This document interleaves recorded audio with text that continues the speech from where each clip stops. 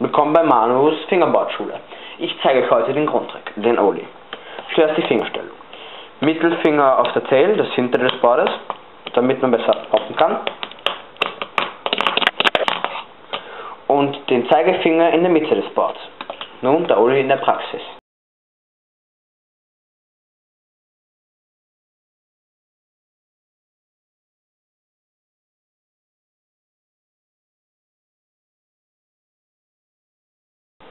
Mit dem Ollie, der Ollie ist eigentlich ein sehr leichter Trick. Man muss einfach nur poppen und dann springt man schon drüber. Ihr könnt mit dem Ollie nämlich viele Tricks kombinieren, zum Beispiel ein Kickflip, alles mögliche. Nun gut, vielen Dank, dass ihr dieses angesehen habt. Bitte viele Aufrufe und abonniert. Danke, ciao.